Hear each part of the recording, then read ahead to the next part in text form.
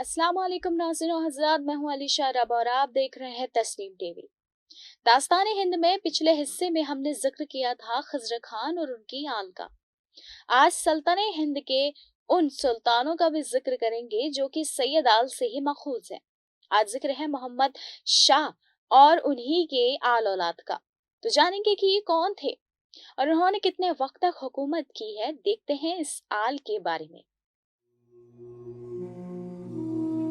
मोहम्मद शाह ने 1434 से 1444 तक हुकूमत की।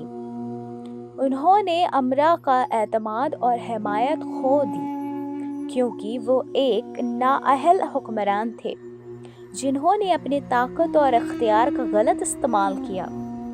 खुशगवार जिंदगी गुजारने की ख्वाहिश में वो इंतहाई सुस्ती के शिकार हो गए थे। वो दरबार में अमरा के दरमियान अंदरूनी बगावत पर काबू न पा सके और आखिरकार उनकी हुक्मरानी का इख्तियार महज 30 मील के करीब एक मामूली इलाका था, जबकि बाकी सल्तनत पर अमरा की हुकूमत थी। सन 1444 में उनकी मौत के बाद उनके बेटे आलम शाह की जानशीनी इस पर बाइस बनी। आलम शाह जैसे मोहम्मद शाह आलम शाह भी नाअहल हुक्मरान थे। उन्होंने अपनी पूरी जिंदगी बदवान में गुजारी, एक ऐसी जगह जहां से वो एक मेहमान की हैसियत से पूरी तरह से मोहब्बत करते थे। उनकी कमजोरी और मरकजी अथॉरिटी में कंट्रोल की कमी का फायदा बहलोल लोधी को हासिल हुआ और 1447 में आलम शाह की जगह लेकर दिल्ली पर कंट्रोल हासिल कर लिया। आलम शाह ने बदावान में 1478 तक हुकूमत की और उनकी मौत से सैयद खानदान का खात्मा हो गया।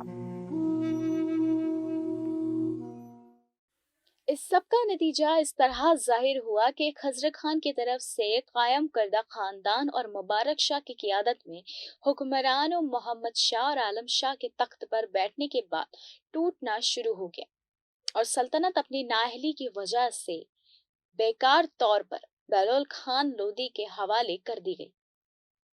किसी भी सल्तनत के लिए सबसे बेहतर होता है अक्ल का इस्तेमाल, वरना वो टूटना शुरू हो जाती है।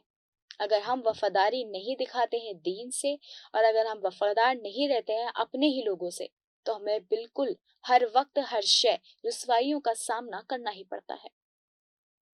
तो आज फिलहाल सैयद आल मुकम्मल हो गई है।